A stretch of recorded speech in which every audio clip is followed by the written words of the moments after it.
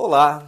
Na comemoração da Reforma Protestante ou Luterana, o livro bíblico de Romanos é muito importante. Aliás, para entender as epístolas ou as cartas, ele é fundamental. Hoje nós queremos começar a leitura deste manual dado por Deus para entendermos a doutrina cristã, principalmente a respeito do pecado e do nosso relacionamento com outras pessoas. O apóstolo Paulo, ele está escrevendo aos romanos pedindo ajuda para que ele leve o evangelho até os confins do mundo daquela época, isto é, na Espanha. Quer dizer, o objetivo de Paulo ao escrever essa carta é pedir dinheiro, pedir ofertas, para que a palavra de Deus chegue a todas as pessoas. Mas mesmo assim, Deus transforma esta carta no maior manual que nós temos da fé cristã. Convido você a abrir a sua Bíblia no capítulo 1, dos versículos 1 a 7. Paulo, servo de Cristo Jesus, chamado para ser apóstolo, separado para o evangelho de Deus, que ele no passado prometeu por meio dos seus profetas nas Escrituras Sagradas. Este evangelho diz respeito a seu filho, o qual, segundo a carne, veio da descendência de Davi, e foi designado Filho de Deus com poder, segundo o Espírito de santidade, pela ressurreição dos mortos, a saber, Jesus Cristo nosso Senhor. Por meio dele viemos a receber graça e apostolado por amor do seu nome, para a obediência da fé entre todos os gentios. Entre esses se encontram também vocês, que foram chamados para pertencer a Jesus Cristo, a todos os amados de Deus que estão em Roma, chamados para serem santos. Que a graça e a paz de Deus, nosso Pai, e do Senhor Jesus Cristo estejam com vocês. Paulo fala a respeito de 3 chamados de Deus.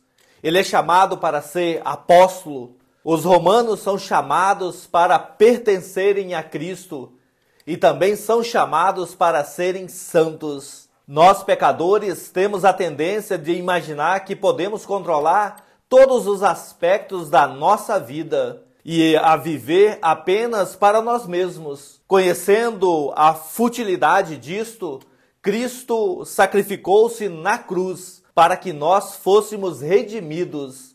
Ele nos chama para fora do pecado e da morte e para dentro da vida. Louvado seja Deus! Somos chamados a pertencermos a Ele e a amar e servir uns aos outros naquilo que Cristo nos ensinou. Continuamos a nossa leitura dos versículos 8 a 15. Em primeiro lugar, por meio de Jesus Cristo, dou graças ao meu Deus por todos vocês, porque a fé que vocês têm é proclamada no mundo inteiro. Pois a Deus a quem sirvo em meu espírito no evangelho de seu Filho é minha testemunha de como nunca deixo de fazer menção de vocês.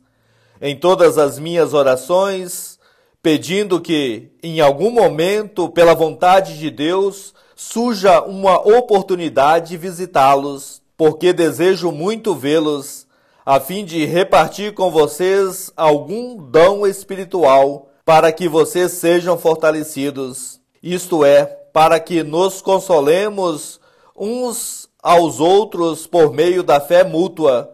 Quero que vocês saibam, irmãos, que muitas vezes me propus a ir visitá-los, no que tenho sido até agora impedido, para conseguir algum fruto igual entre vocês, assim como também tenho conseguido entre os outros gentios, pois sou devedor tanto a grego como a bárbaros, tanto a sábios como a insensatos. Por isso, quanto a mim, estou pronto a anunciar o evangelho também a vocês que estão em Roma. Paulo é enviado a gregos e bárbaros, sábios e ignorantes. Hoje podemos ser tentados a guardar o evangelho para nós mesmos, ou limitá-lo a pessoas que são como nós. No entanto, Jesus não limitou a sua obra. Ele redimiu o mundo inteiro, até mesmo bárbaros e ignorantes como nós. Ele nos convoca a alcançarmos todas as pessoas, independente do credo, independente da situação de vida que estão enfrentando. Todos nós somos alvos de Cristo Jesus, do Evangelho e da ação do Espírito Santo.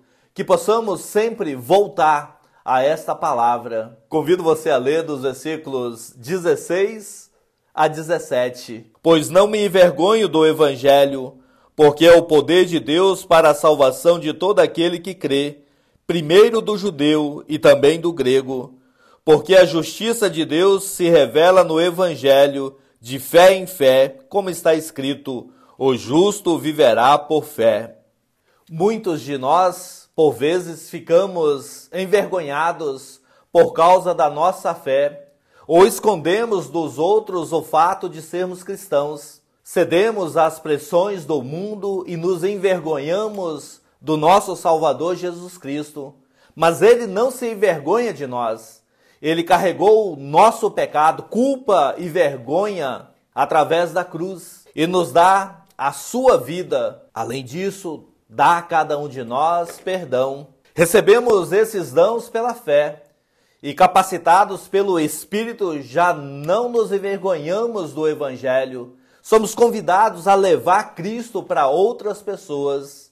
Nós sabemos que Ele é o poder de Deus para a salvação de todo aquele que crê. Convido você a ler agora dos versículos 18 a 32. A ira de Deus se revela do céu contra toda impiedade e injustiça dos seres humanos que, por meio da sua injustiça, suprimem a verdade. Pois o que se pode conhecer a respeito de Deus é manifesto entre eles, porque Deus lhes manifestou. Porque os atributos invisíveis de Deus, isto é, o seu eterno poder e a sua divindade, claramente se reconhecem desde a criação do mundo, sendo percebidos por meio das coisas que Deus fez. Por isso os seres humanos são indesculpáveis, porque tendo conhecimento de Deus, não o glorificaram como Deus, nem lhe deram graças. Pelo contrário, se tornaram nulos em seus próprios raciocínios, e o coração insensato deles se obscureceu. Dizendo que eram sábios, se tornaram tolos, e trocaram a glória de Deus incorruptível por imagens semelhantes ao ser humano corruptível, às aves, aos quadrúpedes e aos répteis. Por isso Deus os entregou à impureza pelos desejos do coração deles, para desonrarem o seu corpo entre si. Eles trocaram a verdade de Deus pela mentira, adorando e servindo a criatura em lugar do Criador, o qual é bendito para sempre. Amém.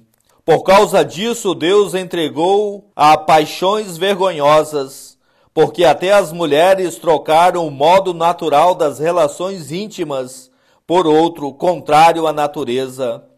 Da mesma forma, também os homens, deixando o contato natural da mulher, se inflamaram mutuamente em sua sexualidade, cometendo indecência, homens com homens, e recebendo em si mesmo a merecida punição do seu erro. E por haverem desprezado o conhecimento de Deus, o próprio Deus os entregou a um modo de pensar reprovável, para praticarem coisas que não convêm. Estão cheios de todo tipo de injustiça, perversidade, avareza e maldade. Estão cheios de inveja, homicídio, discórdia, engano e malícia.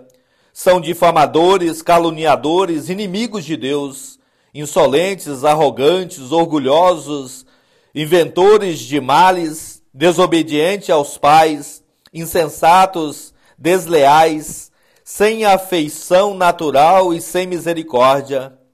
Embora conheçam a sentença de Deus, de que os que praticam tais coisas são passíveis de morte, eles não somente as fazem, mas também aprovam os que as praticam. Nós gostamos de condenar os pecados dos outros. Podemos não ter cometido alguns dos atos que Paulo condena aqui, mas todos nós pecamos diariamente por pensamentos, palavras, ações e omissões.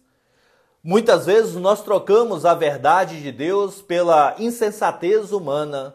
Vendo o pecado, não devemos reagir na defensiva, mas sim em confissão. Sabemos a resposta de Deus ao pecado. Ele envia seu Filho para morrer pelos pecadores. Isso é interessante, né? Falta conhecimento? Não, não falta. Segundo o apóstolo Paulo, quando nós olhamos para a criação de Deus, a gente percebe que é impossível ter surgido de um acaso. A gente percebe que há um Criador. Muitas vezes falta a cada um de nós voltarmos à palavra de Deus e deixarmos que esta palavra modifique a nossa vida. A situação que nós vivemos nos dias atuais demonstra isso. O quanto nós estamos afastados de Deus. Nós não conhecemos a palavra de Deus. Colocamos aqueles que geram o pecado em posições acima daquelas que Deus colocaria. Espero que possamos voltar à palavra de Deus, como Lutero fez na Reforma, retornando a uma verdade simples: o justo viverá por fé. Não que nós sejamos justos, mas que Cristo Jesus, ele justifica a todo aquele que se arrepende do seu pecado, do seu erro. Espero que tenham gostado. Não esqueçam de compartilhar esse conteúdo